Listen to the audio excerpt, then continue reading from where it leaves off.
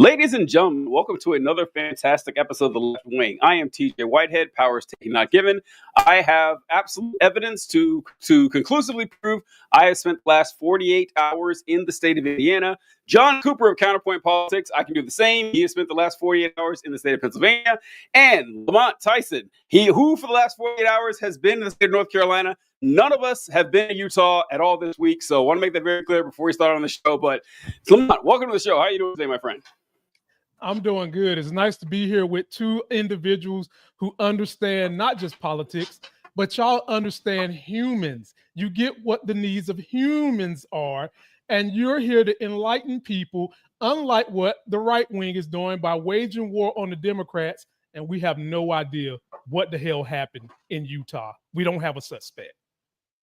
Oh, God. Isn't that wild that there's no suspect? Like, John, for those of you wondering what we're talking about, we're going straight into our first topic here, guys. Yeah, and this is probably, by the way, I only made this one graphic because I don't think we are going to get. Listen, I can see, because I thought about this, like, what we tested the topics before, and then Charlie Kirk got shot yesterday. I said, and then I was going through, I was like, man, I mean, there's no way we're going to get through all these topics. We can link in a few quite easily because they kind of blend together and everything. But yeah, that was the major news of yesterday. I'm sure everyone watching has already found out that Charlie Kirk was shot at an event in Utah yesterday, and everyone's speculating what's going on. John, what was your reaction, and second, your conclusion or prediction of what this is going to lead to? Yeah, no, it's we ended Tuesday's show by saying, "Oh, we got these topics. Hopefully, nothing big comes up in the next 48 hours." And I wonder if that was like on the show. We said that afterwards. I wasn't sure, but like we said that, and then boom, TJ texted me. I hadn't seen it yet. And TJ texted me. He's like, "Yo, did you see about Charlie Kirk?" And I looked it up, and I was like, "Holy shit!" So my reaction was more visceral than, like, I don't know, you might think. It was definitely a different reaction than other acts of political violence that we've had, and I've been trying to think a lot about why that is, because I was disturbed and distraught. And, partially I saw the video and it was graphic as shit. And that's just borderline disturbing. Charlie Kirk is a person, as much I don't know him personally, he's a person that I have interacted with. And so that maybe adds a little bit to it. He's also, he's very much larger than what any of us here are. And it really upsets me when people are like, "Oh, he's just a political influencer." No, he's fucking not. He's much different than that. But he did start where we are, and it's impossible not to look at that and go, "Oh shit, shots have been fired in the direction of our cohort." And that's scary. And I think a lot of these things were swirling around. But yeah, it hit me hard yesterday, and today I've just kind of been going at the responses to it and getting pissed off about what people said, and we're right back in the normal seat. But yesterday was definitely like I was processing a lot of shit. I don't know. What about you, Lamont? First, I thought about the fact that he's got kids, and I am a parent of two young kids, and so the humanity within me felt something for his wife and those kids, and the graphic nature of how it happened. I wouldn't want that to happen to anyone. Now, mind you, he's a symptom of the behavior we're seeing in America. And when I say a symptom, he's just a cog that has been able to influence so many people to believe in the stuff that he believes in, which is not good for the overall benefit of the nation. No matter how much they want you to believe it is, it isn't. And at the same time, I'm able to walk and chew gum. I can have sympathy and apathy for his family, but I can also call a spade a spade. As hurt as I was and as fearful as I felt, because like you said, we are in the same space, I also said to myself, you can't run around here talking shit that the Second Amendment should be protected more than people's lives. And then all of a sudden, you expect everybody to give you flowers when you actually said that out of your mouth, and not a damn Republican spoke up and said, he's wrong. Human lives should be treated better or respected more than the Second Amendment. Nobody stood up and said that shit. And so right now, we can say both things. We're saddened that we lost this guy. We're saddened that his family is alone. But at the same time, words have meaning, words have consequences. And I just think Charlie Kirk thought he would never be one of those people that he said should be sacrificed in order to protect the Second Amendment. Yeah, the when I have started to block and unfollow and unfriend a lot of people, like people who I didn't realize. I don't know if this happened to you guys, where you had a lot of people in your circle who were more right wing than you thought. They're usually quiet. Yeah. Mm-hmm. People who didn't say a lot about this. And by the way, I want to say this before I talk about my thoughts and opinions on this. If you are writing these extended soliloquies about the virtues of Charlie Kirk and how much you miss this guy and how great he was for the nation, but you haven't said a thing about Gaza, shut the fuck up. I don't want to hear from you. I don't want to hear from you. If you've watched the genocide being perpetrated on our dime for the last, 2 years now almost, and you haven't said a word of condemnation about it, I'm sorry. Your crocodile tears for Charlie Kirk don't mean anything to me. And I immediately went into, when I saw it, my first thought when I saw it is whoa, that guy is dead. When I first saw the video, I was like, wow, that no shot. But then a couple minutes later, I saw that he was in the hospital and alive. I couldn't believe it when I saw that it was posted he was alive. I was like, what? Are you serious? And that went on for, I feel like 10 minutes that this went on, where it said that he's in unstable, critical condition. I said, I can't believe it. And then Donald Trump announced that he's dead. We'll get to that, by the way. Donald Trump was the first one to here, DJ. There's so much. So we are definitely going to get to that. That Donald Trump was the first person to announce that he was dead. But when I saw it happen, I thought that, okay, I don't think he's living through that. And then I immediately went into humor mode and said, because we were talking about it backstage. I don't know if you saw, but I did a video saying that, Charlie Kirk's death is a devastating loss to professional bigotry across the nation, and that this guy had, great highlight reels. He'd have been in the Hall of Fame and everything. I made the video. You wouldn't believe how many people comment. It's like, wow, man, not cool that you're cheering on this guy's death. I never did. I never once said that Charlie Kirk deserved it. Not one time did I say Charlie Kirk deserved to die. Not once did I say I was cheering on his death. Not once did I support vigilante violence. But they immediately went to it. It's like, wow, why do you got a soft spot with Charlie Kirk like this? All I said was that Charlie Kirk was a racist and a bigot. Something I would have said the day before he died. I'm not going to pretend that's not my opinion the day that he died. That's something, all of the content that I have posted, it has been either not talking at all about the morality or whether or not he should have been shot or anything, or included an explicit condemnation of political violence. And even then you get, hey, how dare you be celebrating this? And I'm just like, did you not read the words that I wrote? Did you not hear the words that I said? Because multiple things can be true at once, and you must be able to acknowledge this. One, political violence should be condemned. Not always on a moral level, but almost always on a systemic and practical and strategic level, because it's very bad to have vigilantes enacting vigilante political violence willy-nilly like this. It is not a good way to overthrow the powers that be, if that is your goal, and it is a great way to get people killed who didn't deserve to be killed. That's why that we stand against it. Not because Charlie Kirk's a good fucking person.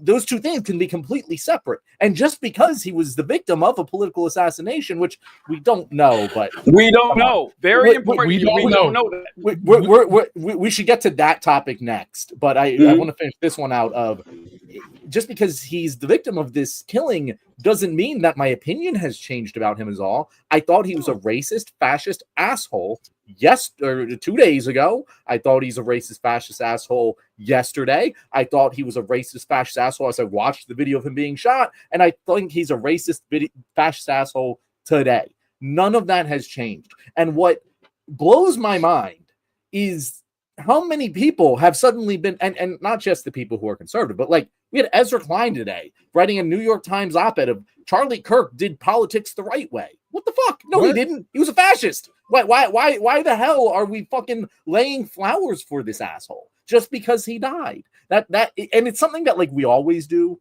And I didn't understand it before we lived in this world. I certainly don't understand it in a world where Charlie Kirk himself is offering to pay the fucking bail of Paul Pelosi's attacker, and suddenly you're talking about decorum. Go fuck yourself. If you didn't hate Charlie Kirk for doing that same exact don't hate me for just pointing out the fact that he is complicit in creating the environment which has led to all of this political violence. TJ, I hope I didn't get anything started because John done got fired up. What is in that cup, my brother? It must be something rather strong. This is soda, Lamont, and the YouTube censors out there. This is soda. Okay, I'm gonna tell you what we all done wrong in our videos. I'm gonna tell you why MAGA didn't immediately embrace our videos, because we didn't lead off with this famous quote: "Thoughts and prayers." I want to offer the family thoughts and a lot of prayers. And where the hell has that gotten us so far? Because Charlie Kirk, the same time he was getting killed, there was a mass shooting in a school in Denver. There was a shooting in Minnesota, and my daughter just started kindergarten. So I am so alert to when these shootings happens in schools. And instead of attacking Democrats, why don't the Republicans go through my videos and use the solution to gun violence that we could institute within 6 months? But instead of talking about how we can fix that and increase mental health, it is immediately assumed that the assassin, if it was an assassination, was a Democrat. You don't even have the fucking guy. And I'll leave it there because I got a lot to say when y'all get to your next subject. Okay, so what I think, the thoughts and prayers thing, Lamont, here's what I think. I think that if we want to honor Charlie Kirk properly, correctly, like give this man the decorum and the respect that he deserves after his passing at the early 31, we should all wear AR-15 lapel pins. That's what we should do. We should get up here and we should or whatever weapon that they find out actually killed Charlie Kirk, find it in a lapel pin form, pin it to your shirt, and wear it for the next 6 weeks. Because that's what Republicans do. When Sandy Hook happened, when 26 children were blown to pieces, what did Republicans respond with?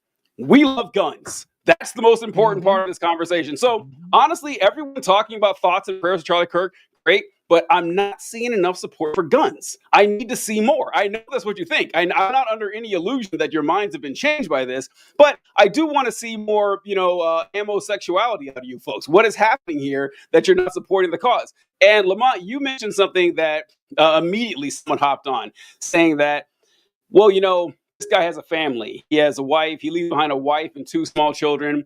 And I do feel bad for the kids, but I already did because they had a racist piece of shit bigot as a dad. I already felt bad for the kids. So that really didn't change. His wife, no, I don't know her. Thank you so much for that, at TJ. all. I don't know Mrs. Kirk from anyone. I don't think I've even seen her.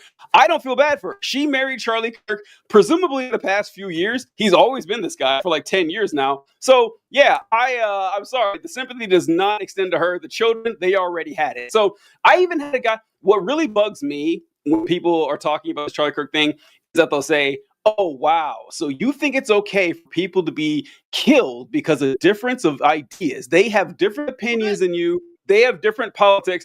I actually got this. I got this comment from, once again, a lot of people who I've known for a long time. This guy who I knew him when he was a baby. Like, it goes way back. This guy, yeah, I knew him as a baby. And he's probably like 12 years younger than me or something like that.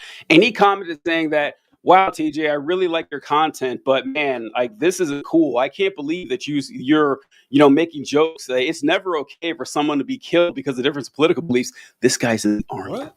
This guy is in the army. Which, trust me, like I couldn't even respond to the irony of the statement. It's like, buddy, you were in the United States Army. The job of the United States Army is to kill people with different political beliefs. It's the only reason this thing exists. So yeah, it is just it's nasty. Oh no, my mic's dropping out. Can you guys hear me?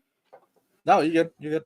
Oh, my mark for you. But yeah, I don't know. It has been pretty wild here watching the responses to this. It's like, people, we're just being honest with you. Right? When Osama bin Laden died, this happened. And this happened a long time ago when bin Laden died. I don't know if you guys remember this, but people say, wow, we really going to celebrate someone's death? That's what we do. I don't know what we're talking about here. And it's not even about celebrating. Charlie Kirk left the world a worse place than he found it. That is all I can really say about Charlie Kirk. Like, listen, like once again, John is correct. I'm not going to speak on that. I want there to be vigilante justice going all over the place against that, because that's an unstable society. It's you can't actually craft your country around that. However, I'm not going to pretend that I'm sad, right? That's not going to happen. I'm not going to pretend like that. It's you brought like that's the point there. It's just like, no, you don't actually believe that we shouldn't celebrate death. Like, unless you were saying on the day we killed Osama bin Laden, we shouldn't celebrate death. That's not what you actually believe. You believe we shouldn't celebrate certain deaths of people that you like or care about. That's it. We celebrate deaths like Charlie Kirk. He is complicit in so many deaths. He has provided so much cover and propaganda for Israel in everything that they're doing in Gaza. He helped install Donald Trump and all of the death and suffering that has already caused and will lead to in the future. He is complicit in that. He is complicit in his own killing. There is a reason that he's not the first. If this was the only act of political violence we had seen in the past year, I'd be like, okay, fine, whatever. But this is the latest in a string of political violence that you could argue was kicked off by Luigi Mangione and has continued. We've seen state representatives being murdered. Like we've seen Trump get assassination attempts on him 2 times. Like, this is, if you want to solve this, you must accurately identify what is causing it.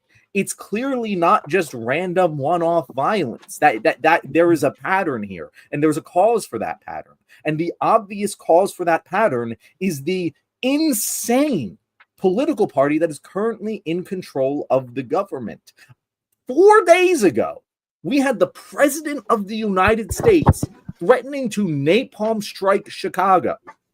Right. You can't tell me that us calling him a fascist and authoritarian or racist, whatnot, is what is causing the violence. No, them being fascist, authoritarian, racist is what is causing the violence. That is what changed here.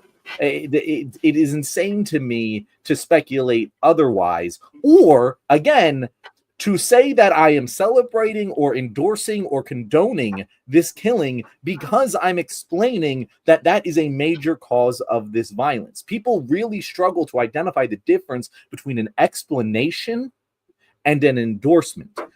You saw it exactly with like Israel and Gaza. Like when all of us came out and said, hey guys, this is happening because Israel is implemented an apartheid state. That's why there's violence. And everyone's like, oh, you're calling Israel the victim? It's the same exact pattern that they're doing now with Charlie Kirk. And people struggle with that across the board. It's really confusing to me, and I don't know how to fix it. I just think that MAGA understands that their base is a bunch of idiots, and they can gaslight the hell out of their base. And it makes people who have a shred of intelligence upset because of the double standard, the hypocrisy, and everything that goes into MAGA. You can't, in one hand, sit here and want to celebrate a guy when he has said all these inflammatory things. He has said, quoted things similar to Hitler. His president that he's stomping for is probably happy this happened, and dare I say, some say Trump might be behind this shit, because now the cover is off him with the Epstein files, at least for a little bit. And to not go over the totality of somebody's life and talk about the good, the bad, the ugly, if there's any good, is just absolute moronic. And for the better part of what Charlie Kirk did with his business, Turning Points USA, he turned people into believing that white guys are the hierarchy in America. They're higher than women. They're higher than anybody else. And then you use the tool called the Bible, which he didn't really fucking believe in. He used that as a tool to say in the head of households, the husband is supposed to be the head. Basically, you do what I say and you keep it moving. And so for Republicans to all of a sudden just have this upheaval about they don't understand why we can say we're sad that the man got killed, But at the same time, look at the value of what he did in his life. It's just nuts. It's a double standard, and it's hypocrisy to the backside of a hippo's ass. Yeah, if you want people to say nice things about you when you're gone, try having a few redeeming qualities. Just give that a shot. Maybe then people won't shit talk you after it's all over. And Charlie Kirk, I know people are jumping to conclusions and saying that it was an assassin's bullet that took him out. I want to see the toxicology report. If he had any fentanyl in the system, any coke, any sort of drug at all, I want to know. TJ, you can't say that. TJ, you can't say that. That's what he said about George Floyd. You can't say that, TJ. And TJ, I'm going to tell you something else you can't do. What? We cannot go make bullseyes on our T-shirts or use them for target practice that has him on it the way they did Trayvon Martin. We can't do that shit because the Republicans would tell us we're wrong. But did anybody tell them their asses was wrong when they did this stuff? Well, we tried, but see what it got us. Like see what it got us. Like John and I talk about this all the time that I don't know. When I first started doing political content several years ago, I had the goal of trying to be like a missionary, reaching out and, identifying people's problems, talking through it and doing my best. That ship has sailed. It's done. We've spent a decade trying to talk to Trump supporters. They voted for him 3 times anyway. It's not going anywhere. And they rally around bullying and cruelty, racism and bigotry, homophobia, sexism, and then are shocked when people look down on them and say, "Oh yeah, we don't really feel sorry for this guy." They're stunned. They can't believe that you're acting like this. But yeah, the Charlie Kirk thing, it is just kind of wild how he built an entire career on disparaging primarily Black people, but he did it plenty of times with women, trans people, Latinos, Asians. He ran the game. It was all over the place. If you guys will permit me, I want to share a little highlight reel of Charlie Kirk right here of some of his best moments. This guy really is a Hall of Fame bigot. He's one of the greats. So check him out here. We note in our piece that Kirk describes King as, quote, a bad guy. It's true. And Kirk self-described very, very radical view that the country made a mistake when it passed the Civil Rights Act. Also true. I reference this all the time, that Charlie Kirk openly states that the passing of the Civil Rights Act was bad. He said it multiple times. He hasn't always thought this way. He realized a few years ago, 5 or 6 years ago, that's where the money was, to really lean into the bigotry. Watching the transformation of Charlie Kirk over the decade has been pretty interesting. But he comes right out and says it. Now, people do slam him for something I think he will mention in a little bit, where they say, well, Charlie Kirk said Martin Luther King was a bad guy and not a good role model. I don't use that argument because I think it's a poor reading of history to say, like, this is a good person. This is a bad. I'm not interested in that. I'm interested in what they did and their actions. And you can judge their beliefs or their actions, whatever, but it's a ridiculous argument to say, well, this is a good person. It doesn't really get you anywhere. But let the hits keep rolling with this guy. As we note in the piece, Kirk has previously described Kirk as a hero and a civil rights icon. It's true. I used to be wrong. What inspired Kirk to shift his view on MLK? Why does Kirk think that MLK is a bad guy? When Kirk says that MLK says, quote, one good thing he didn't believe, what does he mean by that? Why does Kirk believe passing the Civil Rights Act was a mistake? Now, again, apparently they don't listen to the show because we do that at least once a week, right? Once a week we talk about why the Civil Rights Act was a mistake. Yeah, and so it's very simple. So how do you love somebody? You love them so much to correct their error. Yeah. And so let's just, take the pride conversation out because people think it's an identification, which it's not. It's just sexual behavior. But it's, if you meet an alcoholic or you meet a drug addict, do you affirm their struggle? No. You say, you're better than this. Let's get you free from that. Let's get you free from that activity. Now, we don't know what part. All right, I guess we'll pause there real quick. John, your thoughts? Is it rational to think that being gay is just the same as being an alcoholic? I mean, it makes sense to me, right? I mean, that's the argument they always use, right? And it's really interesting. Do you know when that was from? That was probably from I don't know 5 to 10 years ago. Yeah, he looked pretty young there. Relatively late into his life, either way. But whatever. It's the same argument they use against trans people now, and they just copy and pasted from the anti-gay rhetoric that suddenly became not okay to say, and they just did the same thing with trans people. That's the same exact argument they've made, and they're like, oh, well, you wouldn't affirm that someone's crazy, you wouldn't affirm that someone's an alcoholic. It's like, first of all, yes, you would affirm their struggle. Like, if someone's dealing with alcoholism, if you ever dealt with someone who has a substance abuse problem, you don't tell them, yo, bro, this is easy. What the fuck? You're such a weak ass little bitch. Why can't you get over your fucking alcoholism? No, you affirm that it's a hard thing to do. You're like, bro, you can do this. It is hard, but you can do this. Like, that's just obvious. And second, being gay isn't like detrimental to someone's health or well-being. Being trans isn't detrimental to someone's health or well-being. Having gender dysphoria disorder is detrimental to someone's health or well-being, but that isn't being trans. That is the dysphoria caused when you are trans. That acceptance of your trans identity resolves. It's just bullshit. Like, it's the same bullshit. He's been peddling these arguments over and over again. And just to circle all the way back, the people who support this guy, this is what you support. The civil rights thing, I literally, like, I had you mentioned, like, going through people's posts, like, oh, you haven't posted political shit. Suddenly you're posting this rest in peace to this fucking guy. Mm-hmm. I messaged someone. I was like, bro, what the fuck? And he was like, yeah, whatever. And I was like, do you know that, like, he is against the Civil Rights Act? Like, do you understand that he has repeatedly said the Civil Rights Act was a mistake? He's like, oh, well, I haven't heard him say that. It's like, well, bro, now you have. Now you have. You want to take down the fucking post now? Because now you have. Like, what the fuck does that even mean? Lamont, what do you think? I'm just sick. I always tell TJ this, John. It's not per se that the person is the issue. So Trump is like the model for the MAGA party. Charlie Kirk and others are kind of the role models for all these people that come see him. They are a small symptom of the bigger cancer, which is the people they influence that me, you, and TJ have to deal with on a day-to-day basis, and sometimes not even know we're dealing with these people. And the problem for me is they're so moronic. They lack so much education that they fall for the banana in the tailpipe, low bar, weak as the underwear of a stripper at Magic City's analogies. That fucking analogy is weak, and you fall for that. And that irks my nerves that you don't have enough critical thinking skill to say, dude, those don't line up. John just made the most eloquent soliloquy for why it doesn't match up, but they fall for that. And then secondly,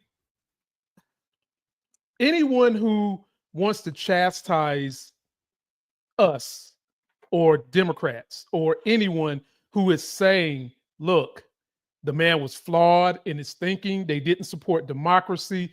It didn't support what this nation is built on.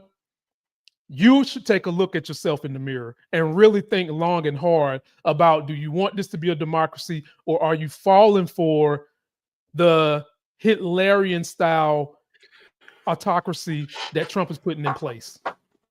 Lamont, Hitlerian is not a word I have heard before, and I want to use it all the time now. Well, all right. So, look, that's all right. What you were saying about how, I do the same. I say the same thing all the time, that, we are dealing with people who are just straight up maladapted to critical thought. It is not their wheelhouse. That is not something they're good at.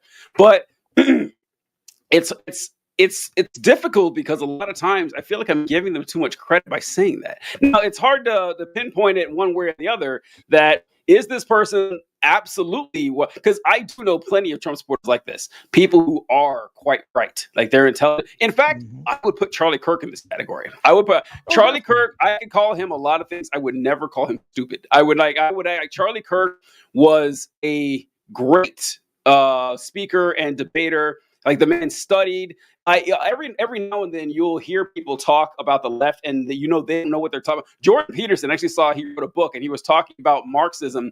And in Marxism, it teaches that the business owner exploits the worker because they get $10 of labor out of the worker, but they only give them $5 because they want to keep the profit to themselves. Exploitation is all what Marxism is. Peterson wrote about Marxism and said that, well, when the worker produces $7 of labor, the owner will sell it for 10, and he exploits the seller. He has no idea what he's talking about. Like, he put this in an actual book. Like, it was cleared by an editor. And so Charlie Kirk, I would not put in that category. Charlie Kirk absolutely knows what he's talking about. So, like, a lot of these people that you're dealing with are not stupid. They actually know what they're doing, and they like it, right? They like the bigotry. This is a lot of people who support,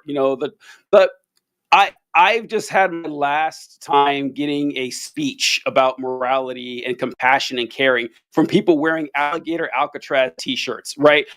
People who remember that video that it showed all the people they were rounding up and sending to El Salvador in frog walking them into a plane in chains around their ankles and around their wrists, putting shaving their heads, putting black masks over their face, knocking them to their knees. And these people were just creaming their pants watching it. They love the violence. They love it. But like Lamont said, they're shocked that it actually happened to one of them. That's what it came down to. It happened to one of them. John, you brought up something about Donald Trump announcing Charlie Kirk's death. What is that? How you first heard about it? So no. I first heard about it when I watched the close-up video. And that's when I heard he was dead, because goddamn, no one's surviving that. No one's ever been deader. That was a. Here's my thing. People who are like, this isn't a political assassination. I'm like, if this is not a political assassination, it is the luckiest spurned lover in the history of the world. That guy was on a building 200 yards away, and he hit him. I know it wasn't the jugular, but for the sake of my knowledge of the human body, it was the jugular. And I must imagine that he could have easily hit him in the head. I mean, come on.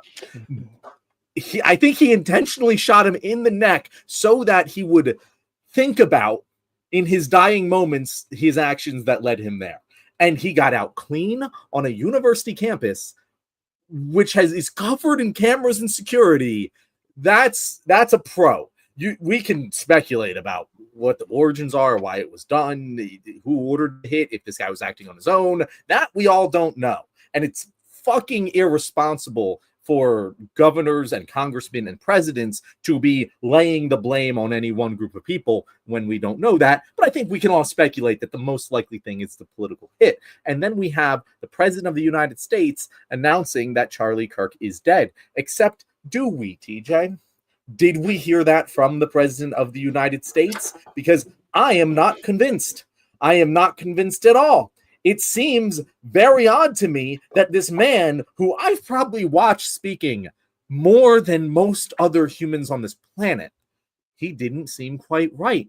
The way he said one word where he had a Boston accent, I forget exactly which one it was, and I was just like, that's not how Trump talks. His hands are flittering around. Why is he so still? This doesn't seem like him at all. And then today, he shows up at the fucking 9/11 memorial with half his face drooping off his fucking skull. I know as much about what is happening with Donald Trump and his health as I know about what is happening with the shooter and his motivations for taking out Charlie Kirk. But where there's smoke, there's like something's going on. And I think we can all fucking agree with that. Lamont, what were your thoughts? Did you pick up on the... Okay. Lamont, did you pick up on the weirdness of that fucking video when you saw it? Oh, John, you're speaking to someone who has a degree in medicine.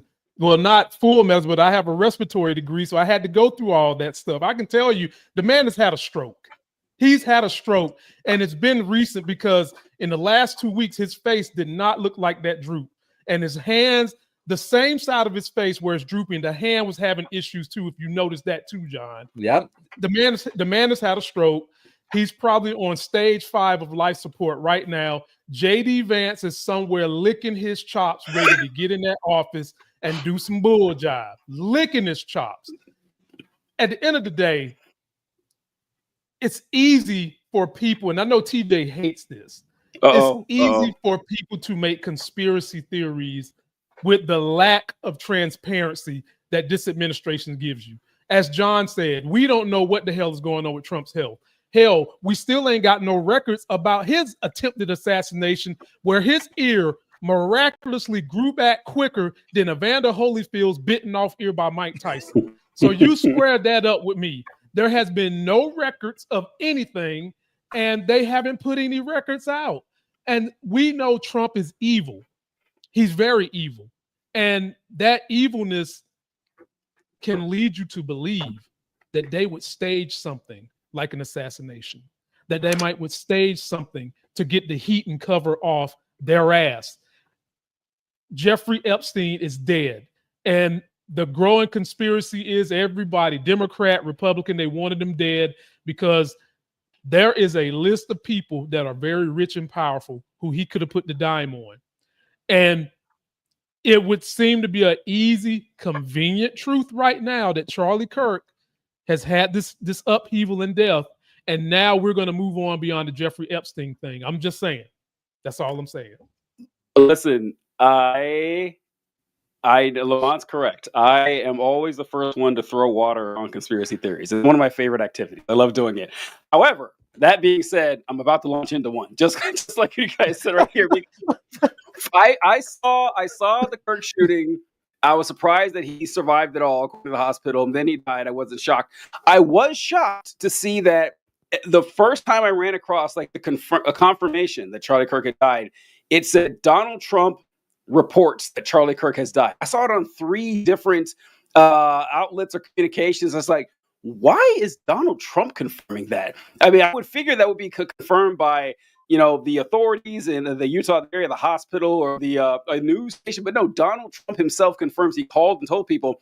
And that's when the conspiracy theory hit for me. I say, wait a minute here. Hold on a second. I'm not saying this happened. I have no evidence of this, no proof whatsoever.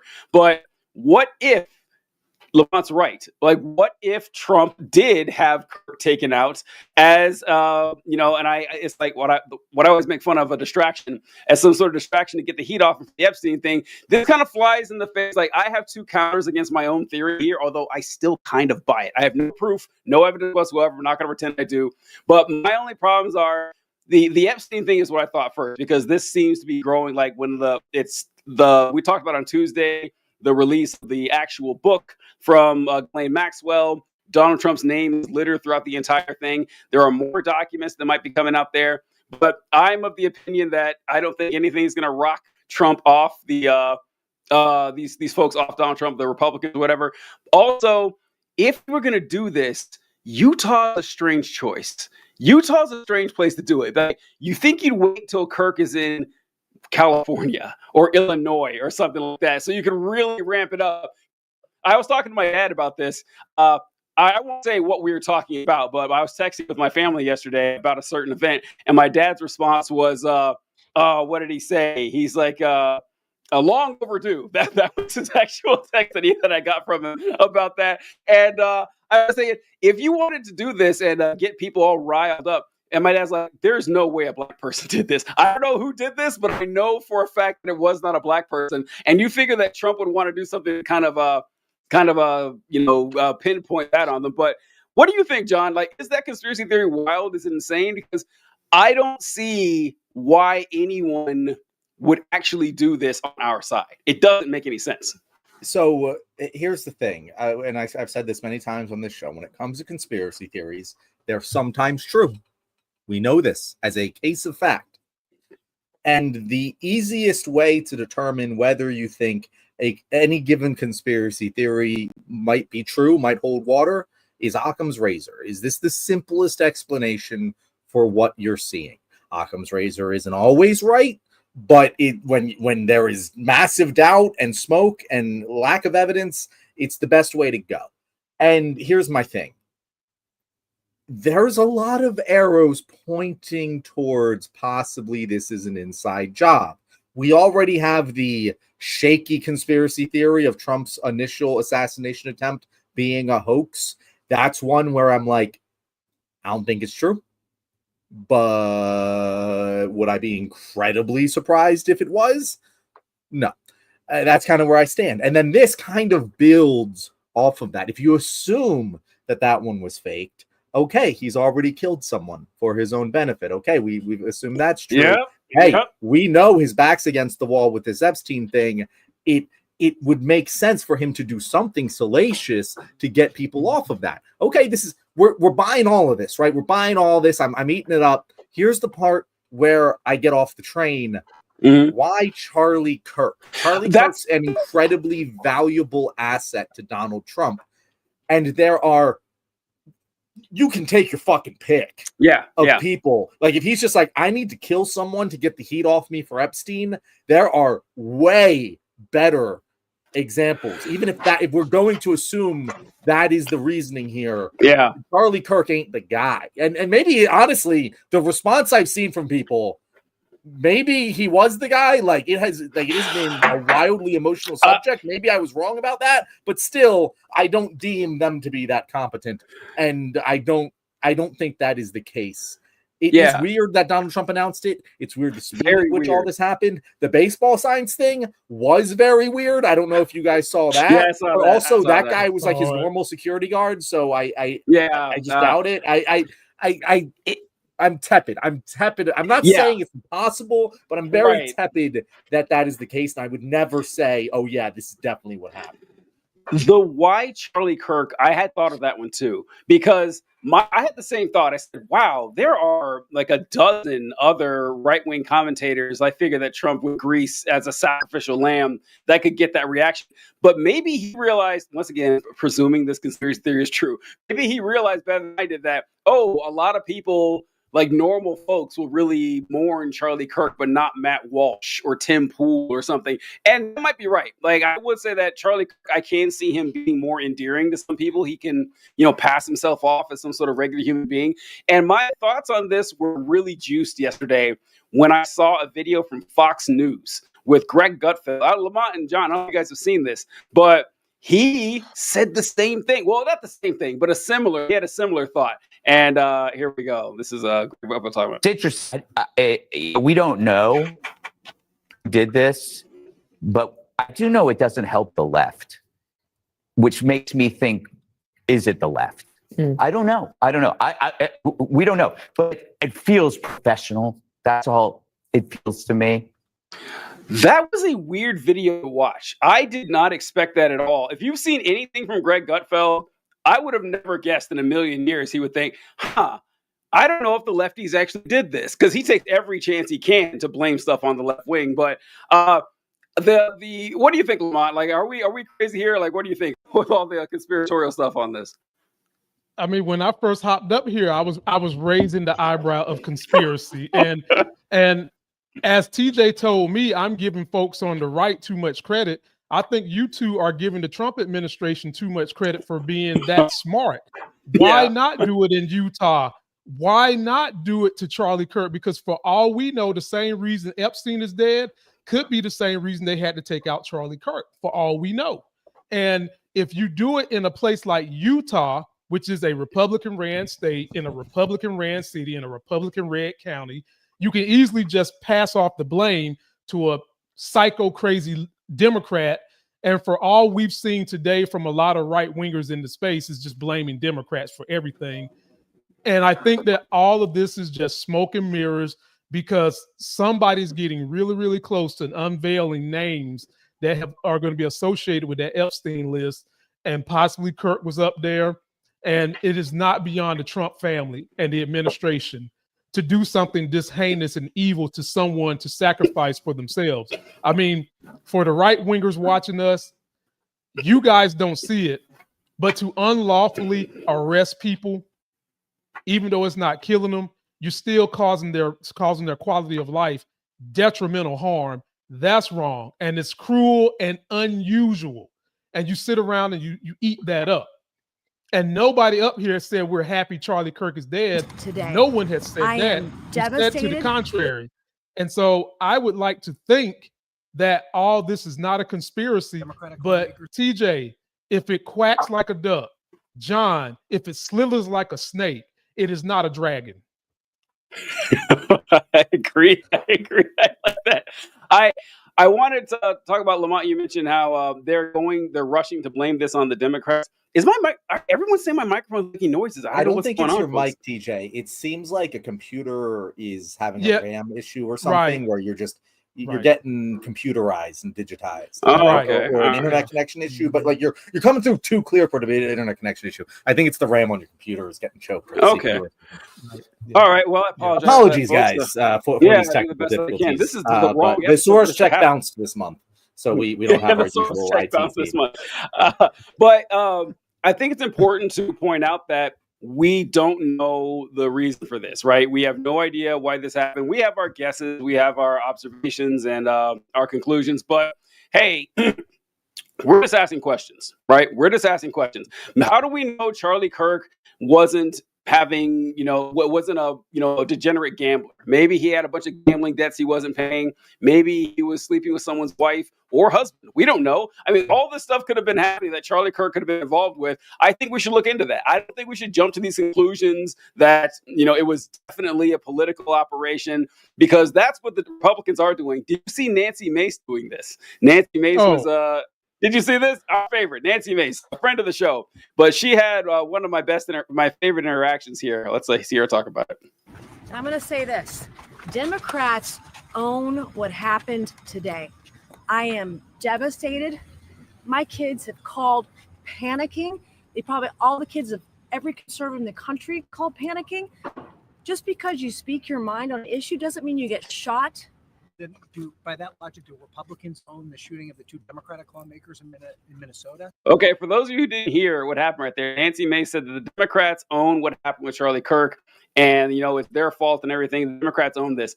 And the reporter there said, okay, by that logic, do Republicans own the shooting of the Democratic lawmakers in Minnesota? A fair question, right? If we're going to say that, assuming that this guy was a Democrat or a leftist, we don't know, but it belonged to all the Democrats, wouldn't the shooting of Democrats belong to Republicans? And here is her response. Democratic lawmakers in Minnesota? Political. Isn't this on both sides? Are you kidding me? No, I'm asking. We don't know what condition Charlie Kirk is in right now. Some raging leftist lunatic put a bullet through his neck, and you want to talk about Republicans right now? No, I'm asking. No, not at all. You said the Democrats. No, this is on. Democrats own this. But is Democrats there a problem own with this. political violence across the spectrum? Yeah, we're talking about Charlie Kirk right now. That's the subject of this we're talking about right now. Democrats own this. I don't know how she wasn't ready for that question. That seems like the most obvious question someone's going to ask that can easily boomerang on you, but it's the trap that they're all falling into. What do you think, John? TJ, are you really surprised she wasn't ready for that question? Are you really genuinely surprised? I guess not. not. So here's the thing. It's just irresponsible for someone in a position of political power to be saying this is the left. As much as I will agree that probabilistically the most likely scenario here is this is someone who assassinated Charlie Kirk because they thought Charlie Kirk was a danger to society. That is probably the most likely outcome. That being said, it is irresponsible and dangerous for a congressman to be saying that, let alone the president of the United States. And they know that this isn't a mistake. This isn't a heat of the moment thing. They're all doing this, from the politicians to the media pundits to the influencers. They are all on this. This is the left. And we don't know that. And I'm not even saying it isn't. I'm saying that people in that position of authority and power should not be speculating, or not even speculating, stating who did this when we have no idea. If she said something like, if this is the left, I could even buy it. I'm okay with that sort of rhetoric. That's irresponsible. I have less of a problem with that, however, than I do with the response from people on our side of the aisle, because that I expect. That is what I would have guessed would happen the moment I saw Charlie Kirk was dead. One of the things I'm most disappointed by is the response from people on our side, Democrats, self-professed Democrats, who kind of buy into this thing of, hey, we need to tamper down the violent rhetoric, all of this stuff, when we haven't been engaging in the violent rhetoric. That is not what's been happening. That's been happening on the right. And it's just a complete fucking loony bin idea that political violence comes from the left. It doesn't. We have mountains and mountains and mountains of evidence that the vast majority of political violence in this country and most countries on this planet come from far-right extremists. That's just the case. And for anyone to be clutching their pearls over this, talking about how this is to be blamed from rhetoric from the left, which, by the way, the only rhetoric from the left I've seen blamed is calling Charlie Kirk a racist and a fascist, which, again, isn't inflammatory if it's true. I don't see. That's the thing that has disappointed me. That's the thing that has shocked me most about people's response to this. Again, Shapiro is not like the most fucking progressive person, but my fucking governor was like, yeah, we're gonna fly the flag at half mast. I'm like, what the fuck are you doing? Whoa, really? Oh. Yeah. And I was like, bro, even if you're like, oh, let's like, we want to play this politically right. I'm like, there was an elementary school shooting yesterday. You could have said the flag half mast for that, and no one would have been able to hit you for it. But no, we're flying the flag half mast for a fucking fascist propagandist. I don't know why. Why do you think, Lamont? Why the capitulation? My grandma used to always say, a hit dog a holler, which makes me think more, which leans more into this is a conspiracy amongst the Republicans, the way that they all seem to be in lockstep and blaming Democrats from the top down to Elon Musk down to all the little twerps in between. Everybody is in lockstep blaming the Democrats. And I can remember, I think I'm a little older than you guys, so I can remember back during Ronald Reagan's era, if you came out blaming someone too quickly, you was wrong for that. You got chastised for that. You got belittled in society for doing that. Republicans have no evidence and immediately want to say it's a Democrat, which further makes me think that this is some kind of stage setup that we can think they might have something to do with, because instead of getting the evidence and checking the facts, which is what they always used to tell us to do, they're so quick to say that Democrats did it. Secondly, it's just more gaslighting. TJ, for people to believe this, you really want to say they're smarter than what I'm saying? Maybe I'll give the rich ones credit for that. But for them to be believing this bull job, you think they're smarter than what I said? I think not, my brother, because anyone can sit there and say what that reporter asked her was an honest question. And half of the problem we're having in America is that they've ran off the media that ask hard questions. So they get these softballs, which is probably why Nancy Make My Day Mace came out there not ready. Came out there not ready. Yeah. Nancy Make My Day Mace. Where did that come from? I didn't know. I got a nickname for all of them. She was at some talk, and somebody asked her about gun control, ironically, and she said, "Are you going to say that to me? Make my day." So from then on, I started calling her Nancy Make My Day Mace.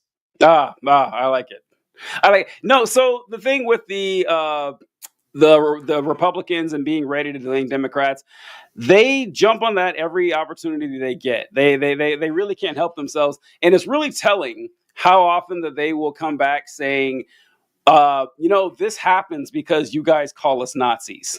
You don't call us Nazis because we're all doing Nazi salutes. You don't call us Nazis because we're using the Nazi dog whistles. You don't call us that because we say the 14 words. You don't call us that because we proudly declare ourselves as white nationalists. You don't call us that because we talk about the Great Replacement theory and how Black culture is bringing the nation down, and that if minorities are suffering, is because they're treated worse, because they behave worse, because they have it coming. That's not why you call us Nazis, but it's not cool that you're doing that. Like, all that rhetoric is what's getting this attacks coming on us.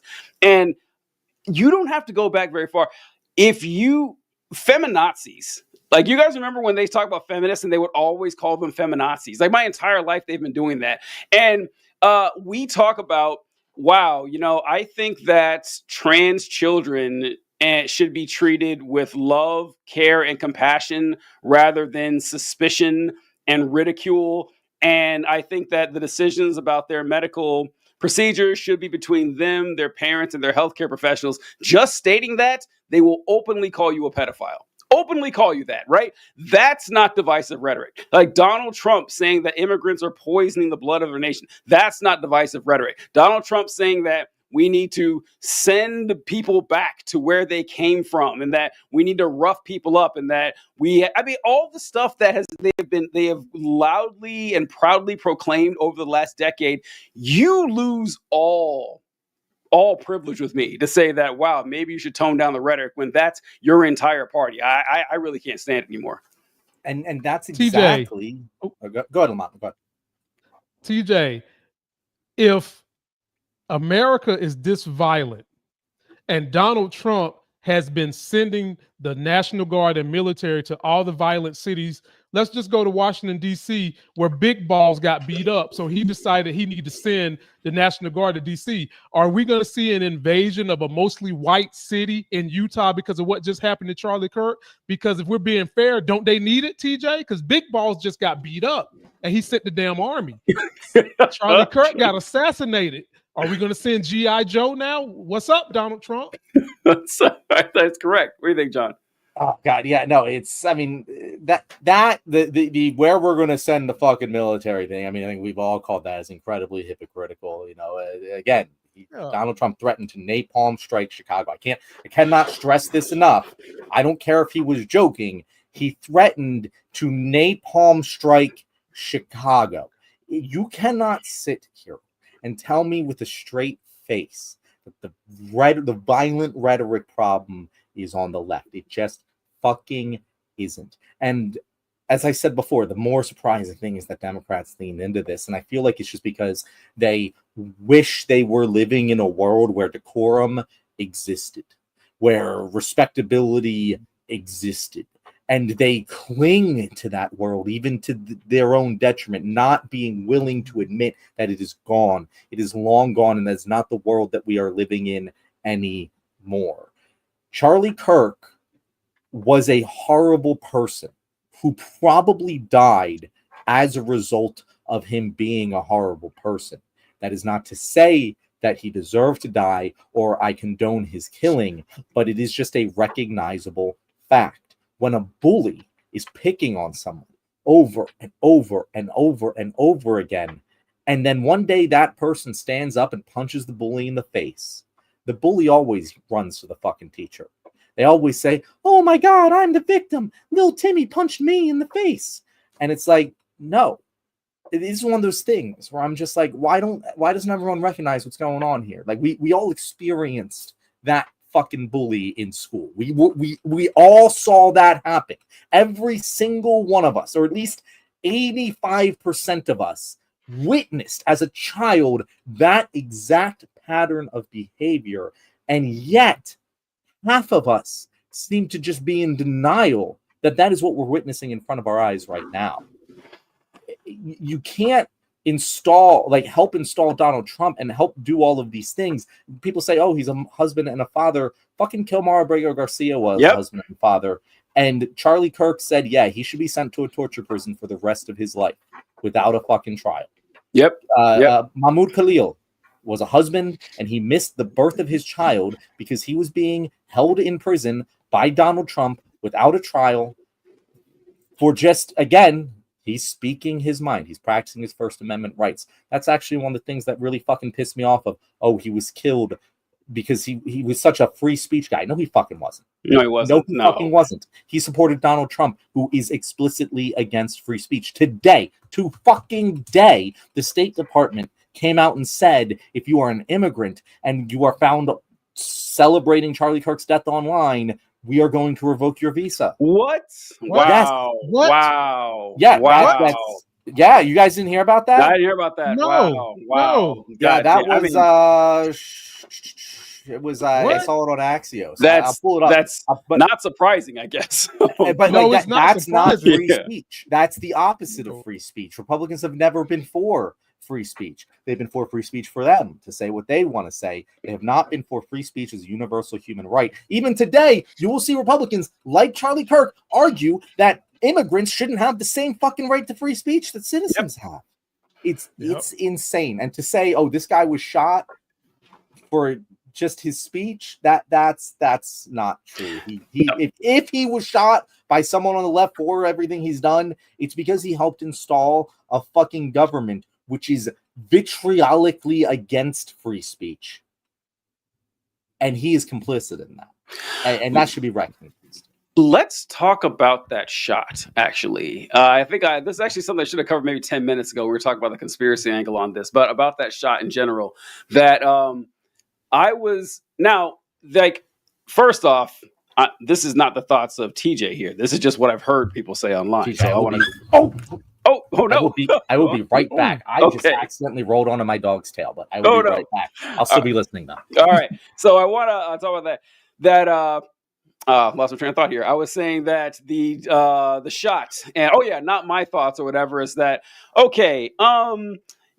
Amazing that the nation finally produced a competent sniper, and for Charlie, like we haven't. I said that our nation. We go back in history. We had some all-time greats. You had your Lee Harvey Oswalds. Sirhan wasn't a sniper or whatever, but you had guys who got John Wilkes Booth. Like these guys saw their target, they got the job done. But we had 3 people go after Trump, and they all shit the bed and everything. But the guy that goes to Charlie Kirk, are you kidding me? Charlie Kirk, that's what happened. But when I saw the shot, my first thought was, wow, that's bad. And I heard someone say that he had gotten hit in the neck and then shot twice in the chest. So that was BS. It didn't happen. It was one shot. And I found out that the shot came from 200 yards away from an elevated position to a building. Like Charlie Kirk is a public figure. He has a security team and everything, but it's not like what the president would have, right? It's going to be like a bunch of guys in tattoos and tap out shirts or whatever. That's going to be his security folks, whatever. They're not going to have a detail 200 yards away. But I was thinking, okay, I get in the military, a shot from 200 yards away against a silhouette, like a human silhouette. That's an easy shot. That's going to be pretty easy. Hitting him in the critical area, like in the neck, and with one, I was saying, like, listen, if I were like in the military and you're taking a shot, whatever, like, I'm firing 2 or 3 shots, right? You want enough to fire and then move or whatever, but one in that particular area, and then the person packed up the rifle, left, got out of there, exfilled just in time. I don't know. Now, once again, I'm not, that's not proof that this is a professional hit or anything like that, but I don't think that's the first time this person's done this. Like this person seemed to have their shit together. Well, what do you think, Lamont? TJ, you don't even have to preface that. Yeah. You shot a gun. I own a gun. I've shot a gun. I can tell you, anyone who's listening who's never touched a gun and shot it, it is hard to hit a target perfectly from 6 feet, let alone you on top of a building, you pointing down, you got the wind and all these other factors to deal with. Not only was this guy able to do it with 1 round, he was able to get his ass up out of there, get on the plane, and go back to Russia. Because this fucker was professional, TJ. There's no doubt about that. There is no doubt this was a professional. I guarantee you whoever it was is ex-military somewhere, if he's not current military somewhere. Ooh. And I bet you he's out of the country. That was all I could think about was not necessarily the distance, but the precision. Like getting because Charlie Kirk would have been wearing body armor, right? I think it showed like in the video you see that he had body. That he had body armor, and so the person wasn't aiming center mass. Like that's actually the hard part. Like the head, even Charlie Kirk's is a small target, right? And so just boom, just nailed it. I mean, that was just wow. What do you think, John? I mean, that's the thing here. We were just given an example of probably the most professional looking hit job that a normal untrained civilian can accomplish with Luigi Mangione. That was someone who we were all kind of like, TJ, I remember you saying like, yeah, that was very clean. The way he reloaded the gun, very smooth. Yeah, the jam. Yeah. That guy, Luigi Mangione, he shot very multiple times to ensure that his target was dead because he didn't fucking know, right? Like that's just a reasonable thing. Like if I wasn't someone who regularly shot people, I would shoot them a couple times just to make sure, unless I saw their head explode, like that's just what a normal untrained person would do. I guess normal is a stretch for an assassin, but still. And we saw Luigi Mangione had multiple mistakes where he got recorded in an area that like that mistake wasn't necessarily like you had to make. We've seen nothing. 24 hours come out about this guy. We've seen maybe this is a picture of him in a stairwell. Maybe. I don't fucking know.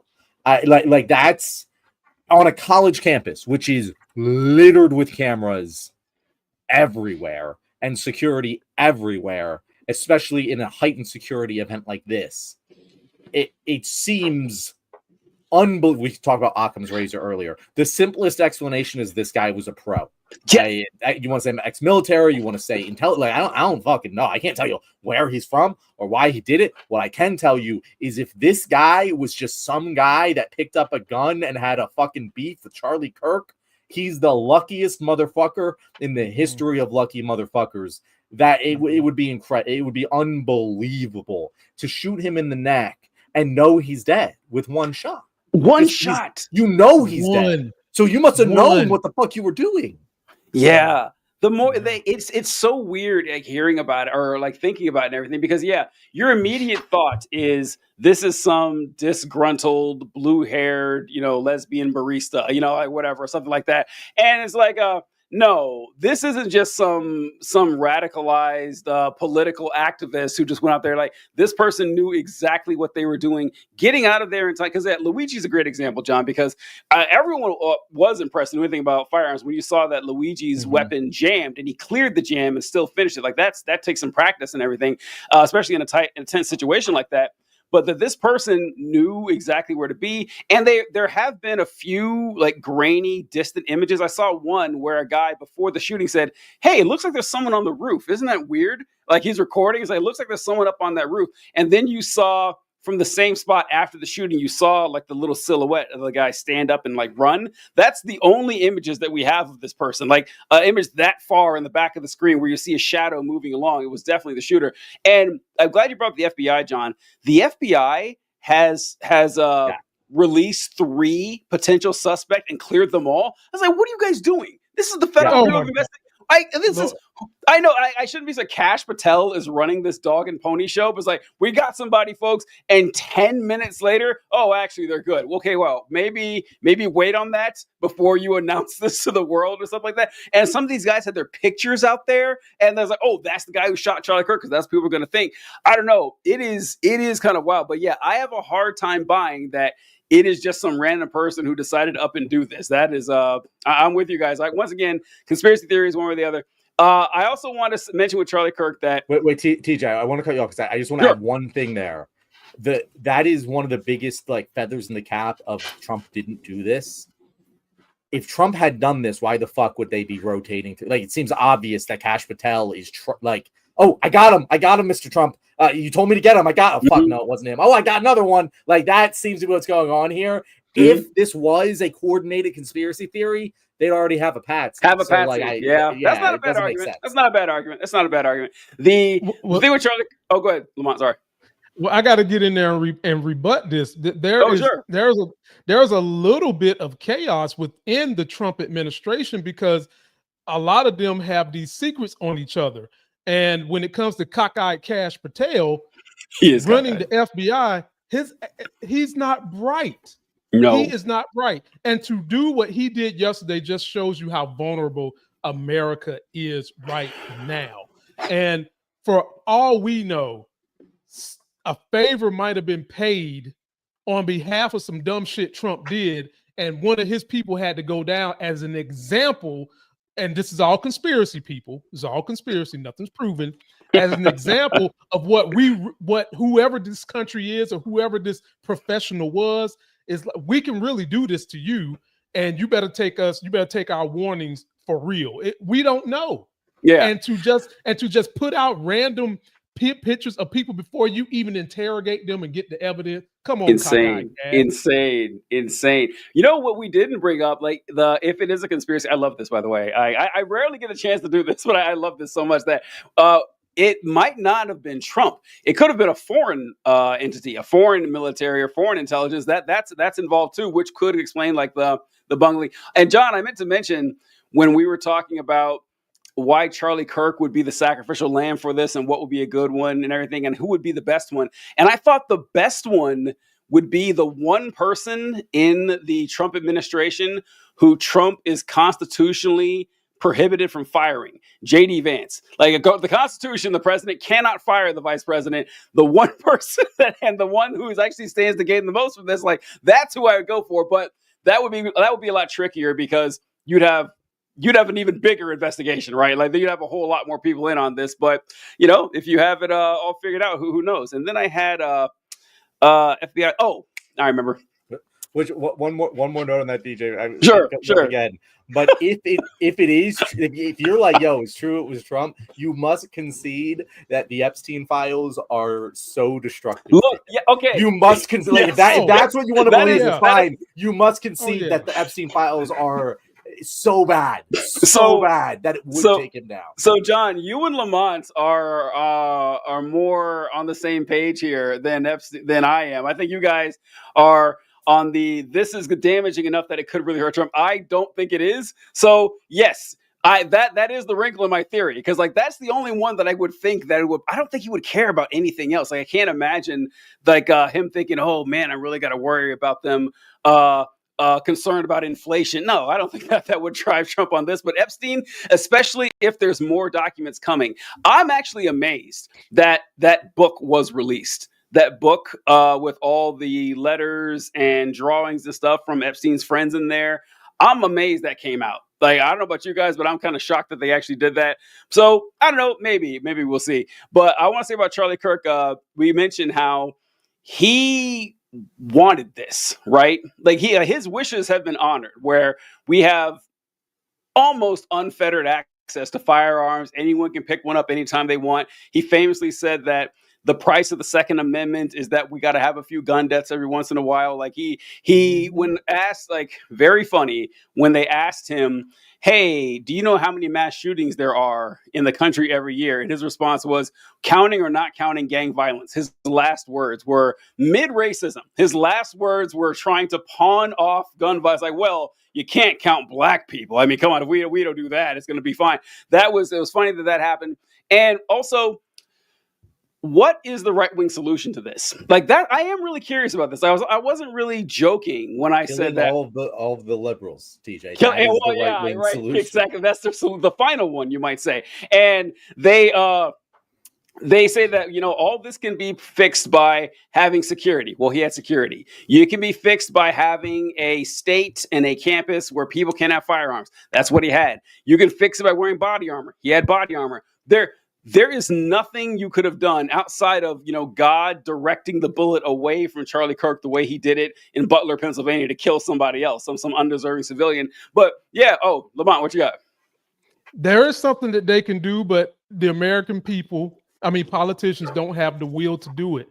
TJ, we put a man on the moon. Yeah. It has been time that every new weapon manufactured in the United States and anywhere put tracking chips in every gun that are tamper-proof. And if those guns move within 2 miles of a highly populated area, it sends a ping to the local police, the campus police. I don't care if it's the Barney Fife police.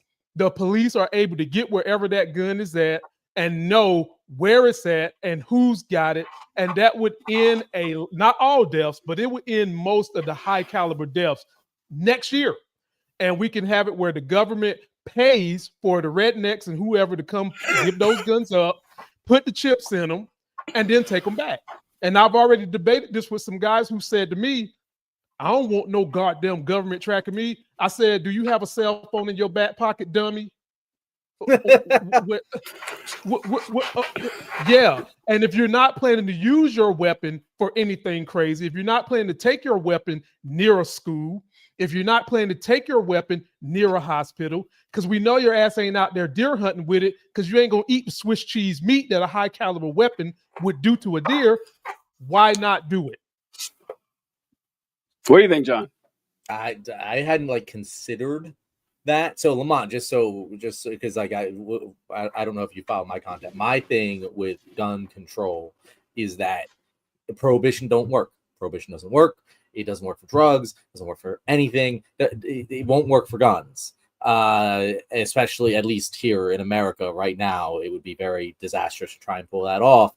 But we were able to curb cigarette smoking to a minimum through public health campaigns, getting people to choose not to use cigarettes. So my thing is there should be public health campaigns to make guns uncool, to make people not want to use guns, to make people understand that guns are detrimental to you and your health and the safety of your family members. Because if you own a gun in the household, the chances of you or someone you love dying increase exponentially. That's how we get rid of guns. I like your idea better, Lamont. I like your idea. You that has been an opinion that I have had for years now, and I've been like, that's the best solution. That's so much better. That's so much better because you're right. What detriment would that cause? Let's say there's a civil war. They could be like you could destroy the fucking tracking chip. Like if that's like if you were actually in like a we need to revolt against our government, that could be done. You know, so like it's that's not going to matter. Exactly, and you just make the penalty for having an unshipped gun so large that you just wouldn't have it happen. And so, yeah, that is a wonderful solution. I absolutely love it. And then if someone steals your gun, you can pull out your mat. Police, my gun is at TJ's house. I don't know how the hell it got there. He's got military experience. You better go over there and get my gun quickly. Problem solved. They're not going over there. They know you got good. Military experience. They know what's good for them.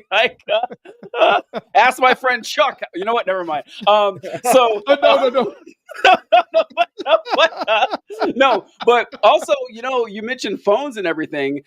You know how you can't open your phone unless you put in like your facial recommendation or facial identification. You could have like biometrics on it, like a fingerprint. Yeah. You could have like this gun only works for the person it's assigned to. Like if it's used, we know it was you. We know it wasn't anybody else.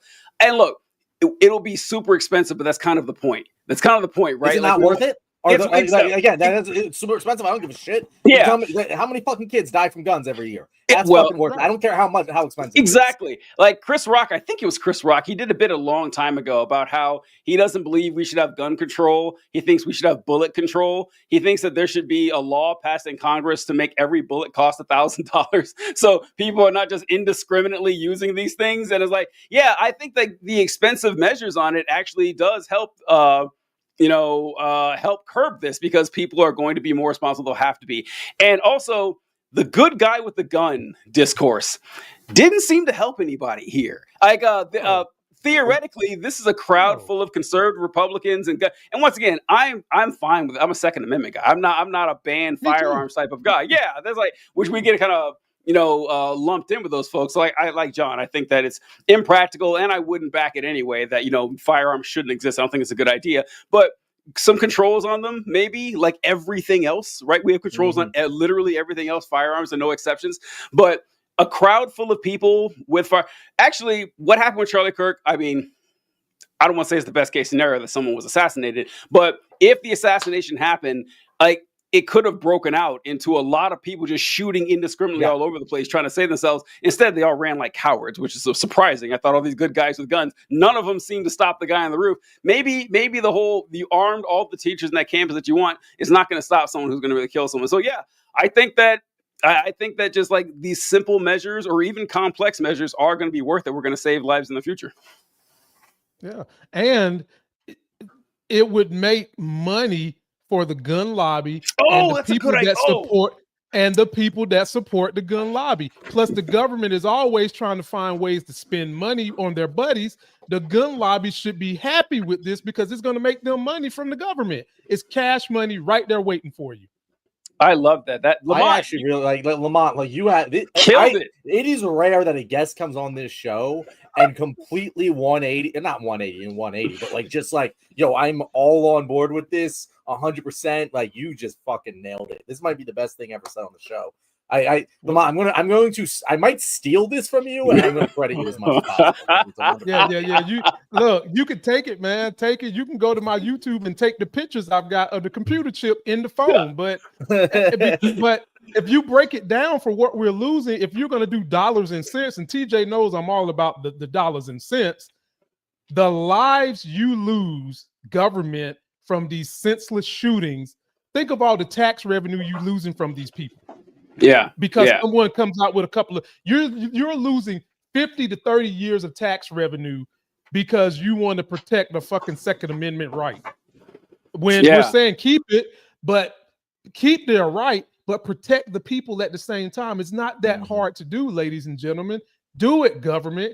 Get the will to do it. Even if Trump did this, it wouldn't turn me around on him, but he's the president that I feel like could get this done. I say this all the time. This is I wish I had this clip from Jesse Waters, also from the Five, the Greg Gutfeld clip that I showed. And Jesse Waters was talking to Laura Ingraham, and he said that he was talking about the economy. And for those of you wondering, the economy ain't doing great. Like, we're going to talk about one day on the show, definitely. But I mean, inflation, like groceries are going crazy. They've revised like the past job numbers for the past few months, and this quarter of growth has been the worst one since COVID. Honestly, like Trump, like we've lost 42,000 manufacturing jobs since Trump's come into office. Everything is collapsing. So it's a slow collapse, but it is collapsing. And Jeffrey Waters, I kid you not, he said these exact words. He says, I don't know why Donald Trump can't just get all these corporate CEOs into a room and say, listen, you guys just need to lower your prices. If you don't do this, we're going to have a socialist revolution on our hands. Like, I said, wait a minute. That's our argument, right? Like that's what FDR did. That's what we've been saying for years now. And it was just so frustrating hearing this. But I've said this 1,000 times. I'll say it 1,000 more. The only way anything good in this country is going to happen is if Donald Trump does it. I genuinely believe that. I think that if Donald Trump came out tomorrow morning and said, you know what? We're going to make sure that every corporation in the country is 50% controlled by employees. They're going to be forced to have a collective bargaining. We're going to strengthen unions.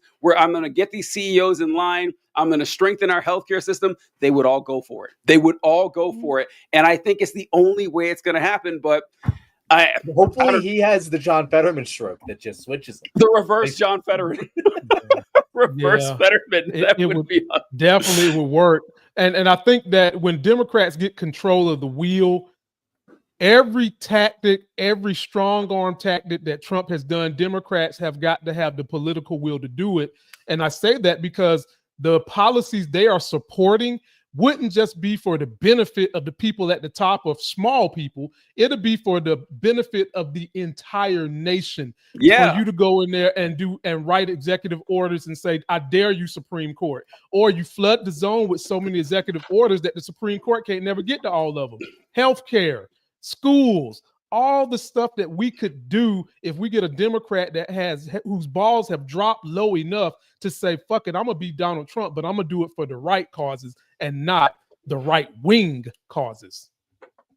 Yeah, I that is one thing. The one thing I guess I can't appreciate about the Trump administration is that he has shown that our entire system is just held together by, duct tape, bubblegum, chicken wire, handshakes, back slaps, and just assuming people are going to follow the rules. And actually, you don't have to. And no one's going to do anything about it. And Trump has just shown that you can just bulldoze and do stuff. Now, unfortunately, he does the wrong things, but I don't know. If good things are done for the wrong way, I'm all for them. I don't know.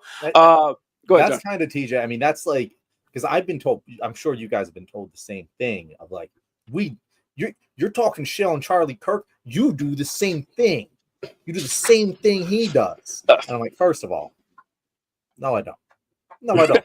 Let's be very clear. No, I don't. Even if we're like taking this literally, what Charlie Kirk does is on a scale and a complicity with government that is something that none of us have ever had access to in the history of our lives. But even if we're just going to say this, even if you're going to argue that my means are the same, the ends are completely fucking different. Like, this is like arguing that like someone who killed someone in self-defense did the same thing as someone who killed Charlie Kirk.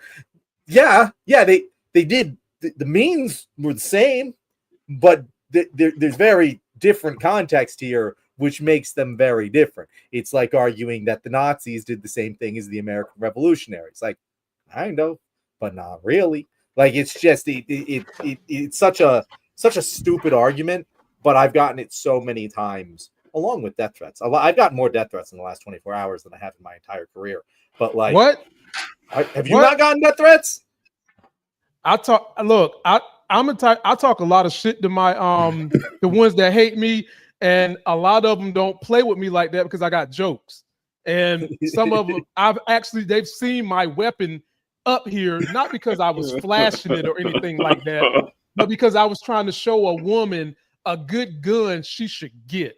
And so I haven't gotten the death threats. I've got someone who said that I'm wrong.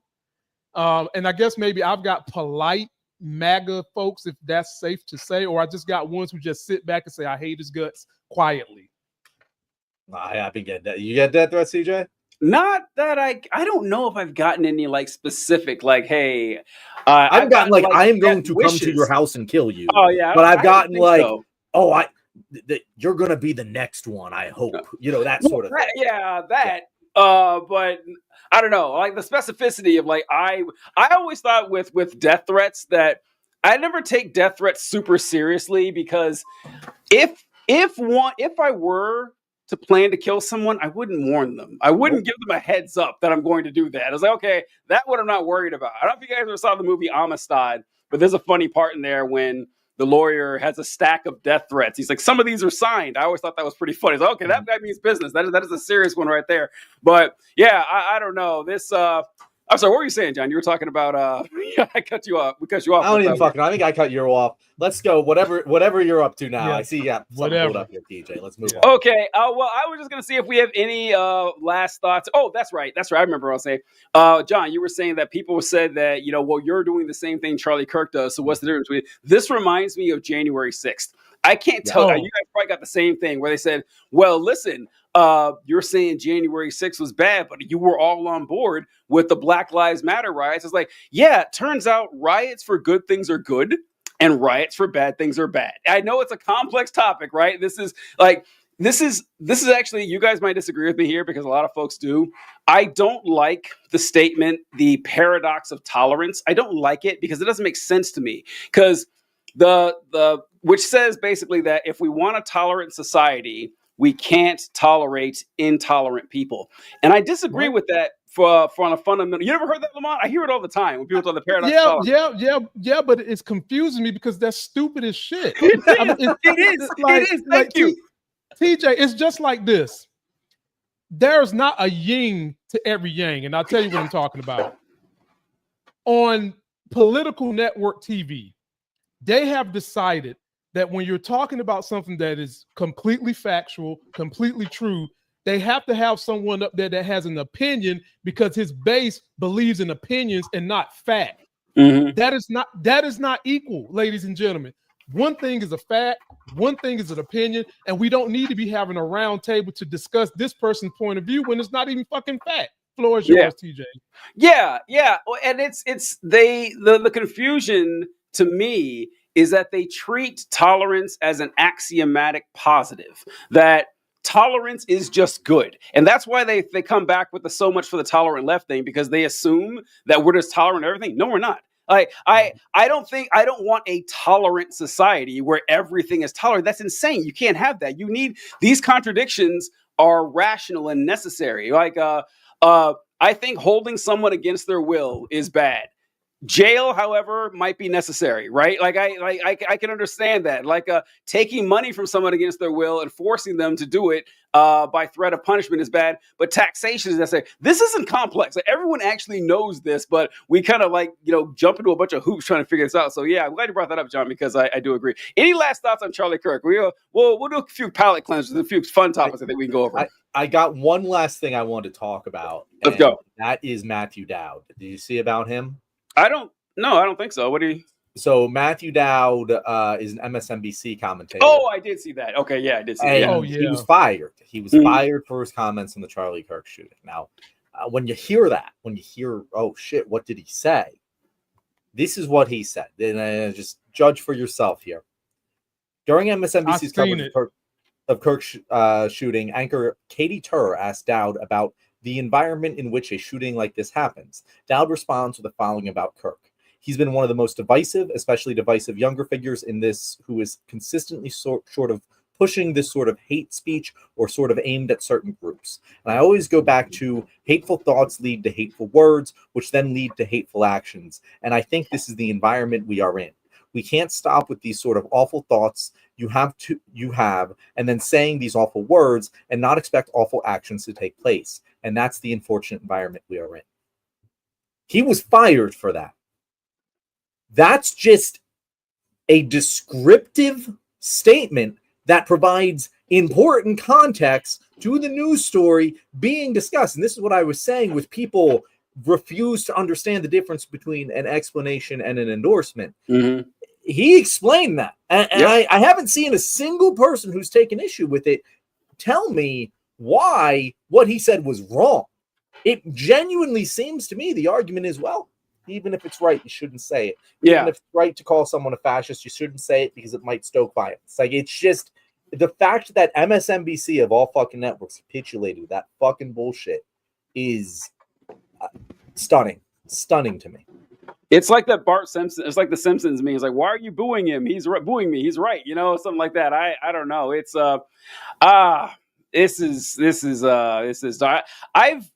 I've seen that, and I've seen people talk about it, but I think, John, it just goes to that what we mentioned earlier in the show is that a lot more people than I would have guessed were really cool with Charlie Kirk.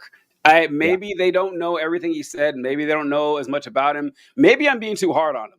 Maybe I'm being too hard on these folks, because I can see that perhaps if every now and then you're just a regular American who rather foolishly doesn't pay attention to politics, but then you see Charlie Kirk giving a speech saying, I love God and this country and family, and I'm fighting for family values. And maybe that's all you know about it. You're like, oh, that guy seemed all right. Why are people so upset?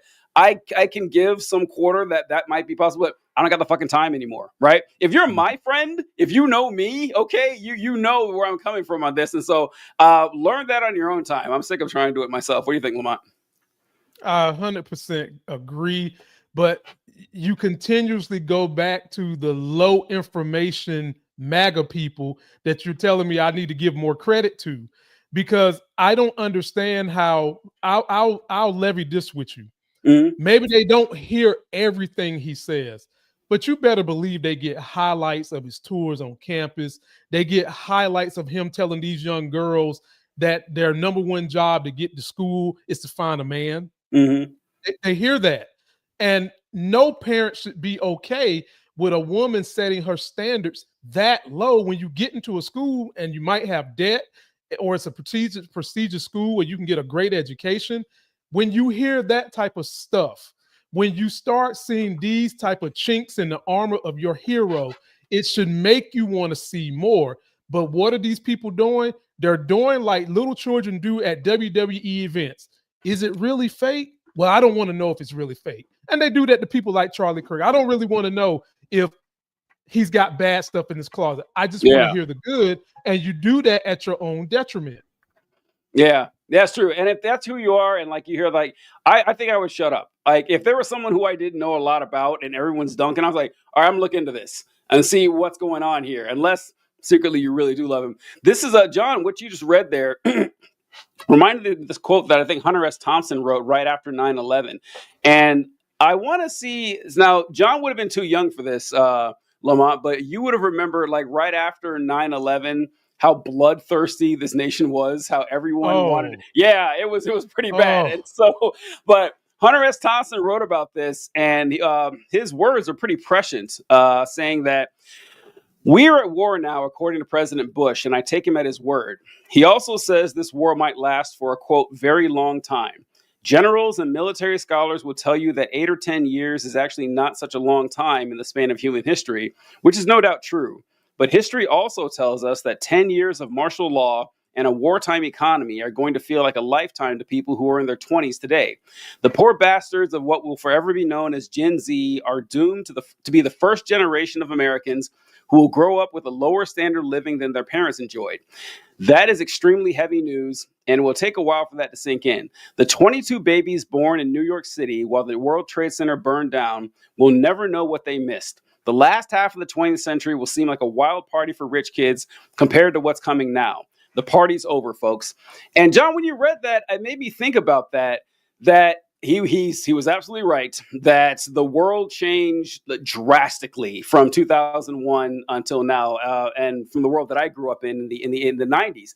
And I think we might be on the. I don't think this Charlie Kirk thing. Oh, we shouldn't talk about it. I can't believe it. We only have 18 minutes left, but we didn't talk about like what we think this will lead to in the future with Charlie Kirk. That I've been saying for a long time that I think that all of this political stuff is going to get a lot worse before it gets better. I think we are in for dark times ahead. I don't know if I believe Charlie Kirk is going to kick this off. I think I've heard a lot of people saying this, that, libs of TikTok posted in all caps, "This is war." And people responding like, these folks respond to an assassination the same way they respond to like Aunt Jemima being taken off of a carton or something. It's like, you can't really take them seriously. I really think that in a few weeks, in a month, no one's going to talk about the Charlie Kirk thing. I think that it's going to pass through. It's a big deal now, but I don't think it's the start of something major. But I do think something major almost has to happen with the way things are going now. What are your feelings on that, Lamont, compared to now versus how the world changed back in 2001?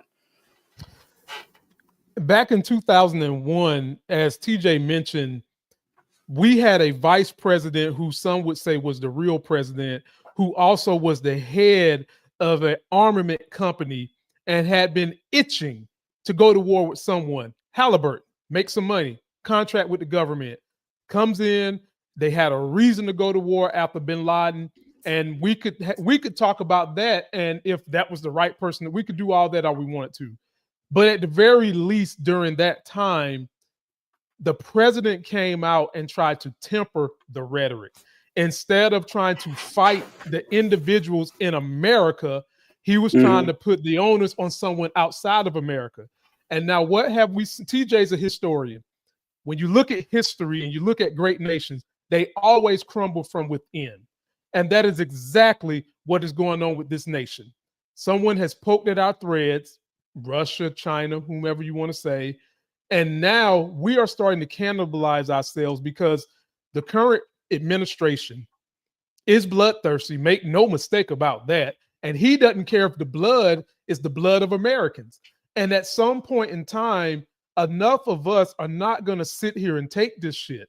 And I've told TJ a long time ago, I think it's going to get to a violent situation before the palate cleansing happens in this nation.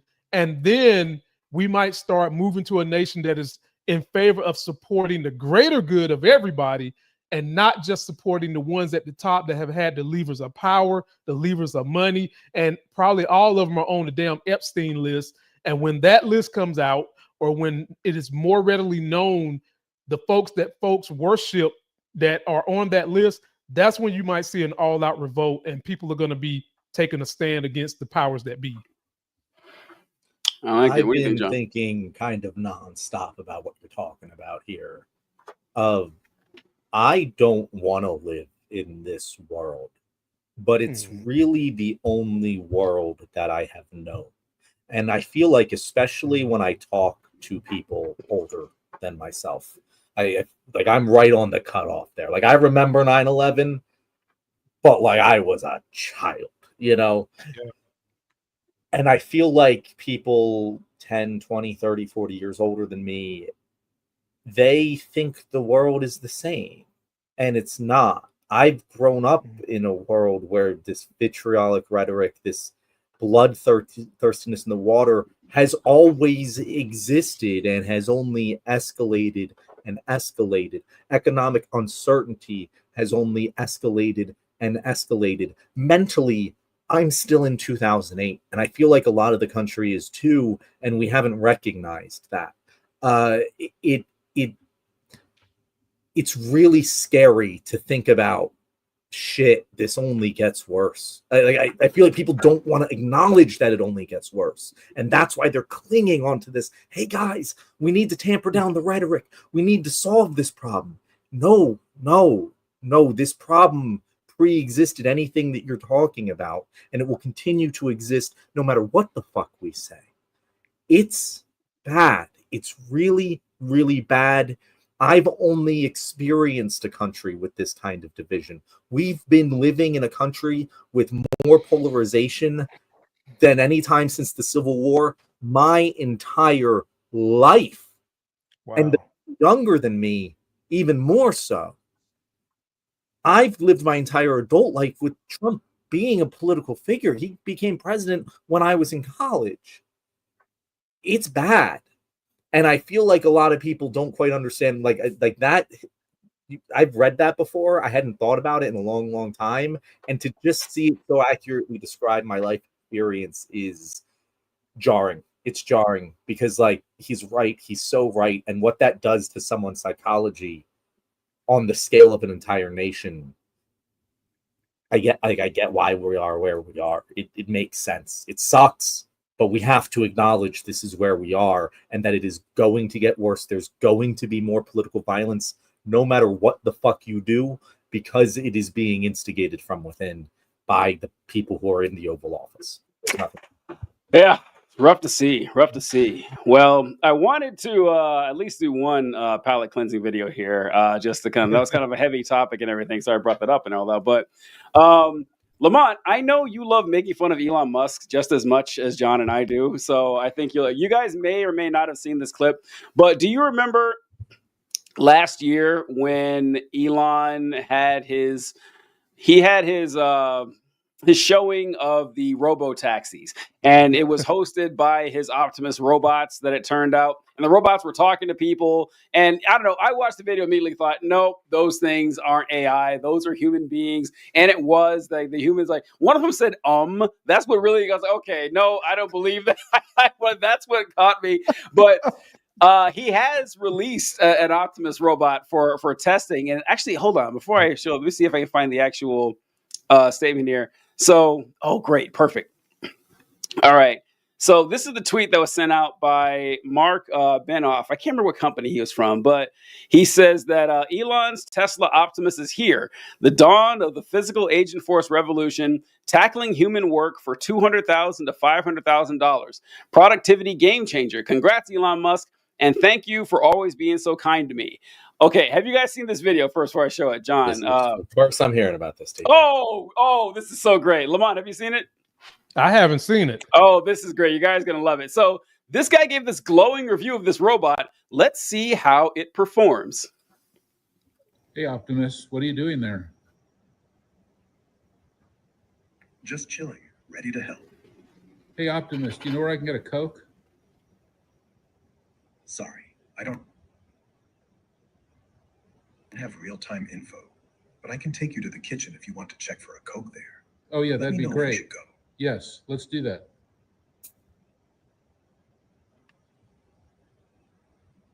Let's go. Awesome. Let's head to the kitchen. Okay. Okay, go. I think we need to give it a bit more room. Right now, it's kind of paranoid about space.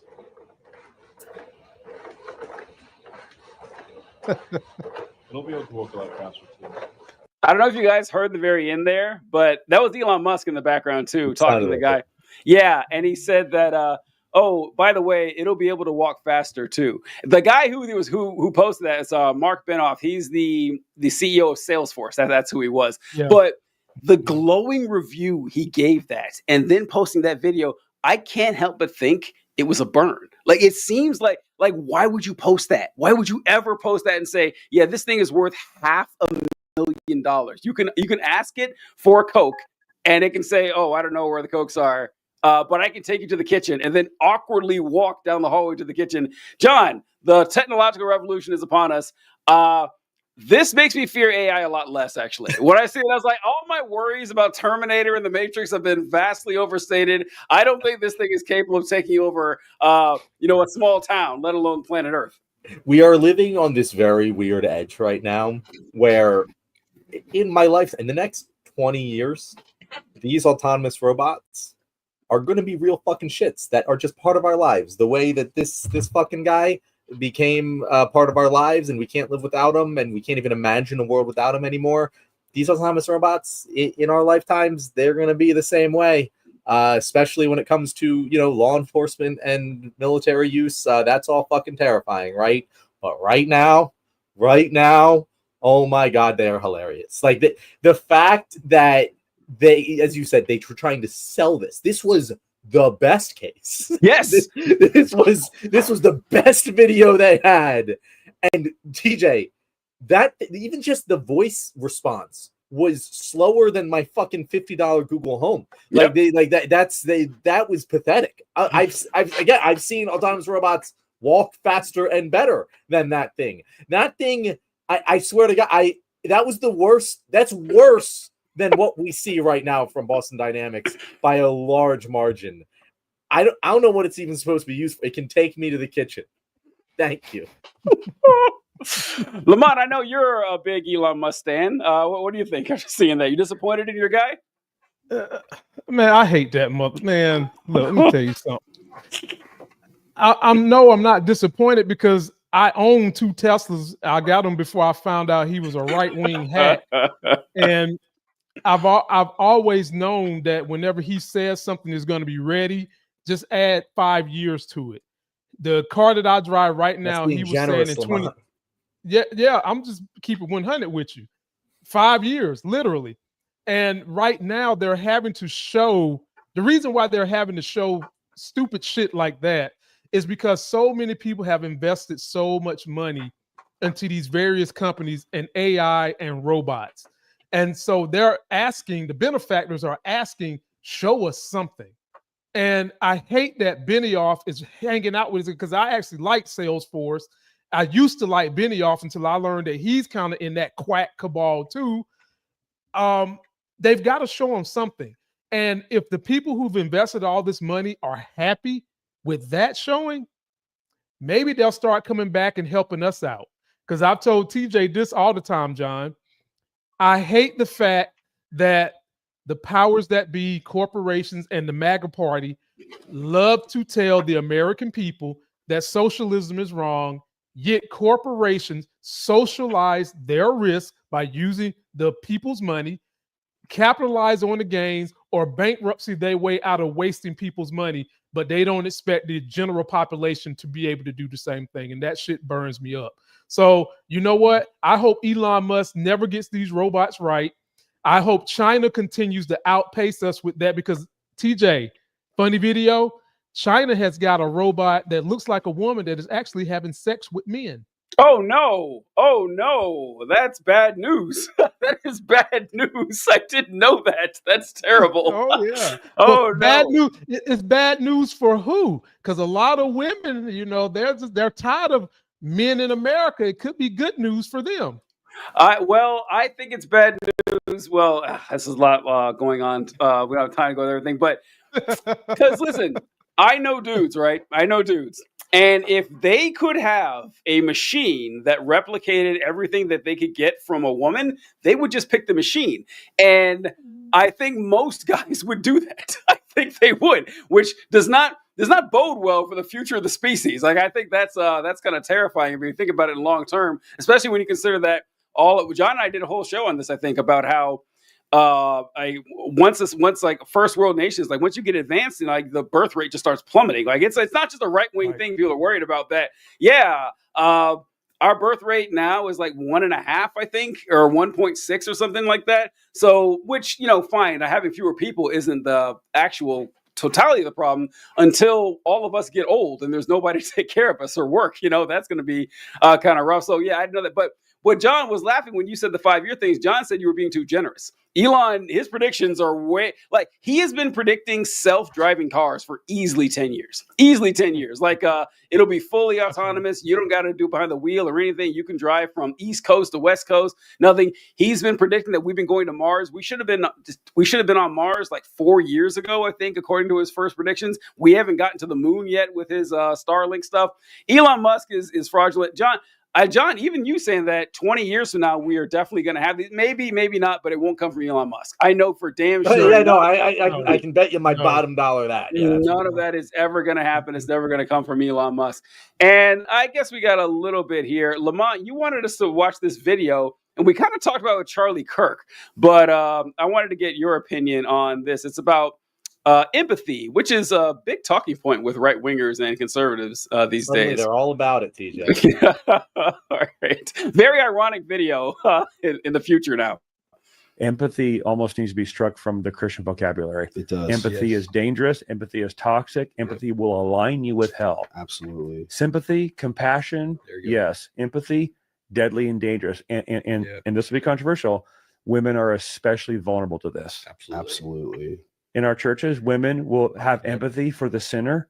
They'll have empathy for the rebel. They'll have empathy for the toxic sick person who's gossiping and slandering and being bullied by the spiritual authority of the church. And in their empathy, they'll align with those who are misaligned with God. One of the patterns that we've seen in 25 years of church ministry The most divisive households are those households where there is a loud, aggressive Jezebel spirit wife paired with a weak, passive Ahab beta male. Yeah. Not ungodly for a man to speak into who his wife is friends with. Absolutely. Who she can hang out with. Who she's following. Who she listens to. Yeah. Because a husband and wife have to be united. Now, I'm not chasing Sharon around policing her friends because my wife is godly and she wants nothing to do with the ungodly. Yeah. But I'm telling you, women can be vulnerable to friendships and history and whatever. And it's a husband's job to go, babe, let's stay on the same page here. We don't participate in, spread, have ears for gossip or slander. And that person regularly does that. All right, that guy definitely has a healthy relationship with his wife. It sounds like, I mean, just treat her like a child, apparently. Lamont, what were your thoughts on that? Why'd you want us to bring it up? The Jezebel spirit tree stuff is good. It's just so ironic. I sent that to you, and we're talking. The subject of empathy pops up now. Should we have that for Charlie Kirk since it's a fucking sin? That pastor, that MAGA coded pastor with his MAGA coded merch, just told y'all empathy is a sin. He said sympathy is okay. So for those of y'all that don't know, those are two separate words. Empathy is just a higher plane. It means I can feel what TJ is feeling if he's going through something. I can feel what John is feeling if he's going through something, and then try to help, then try to give a resolution. Feel it, know it, and want to see a resolution for it. If somebody wouldn't have done that, me and TJ might still be slaves. Yeah. If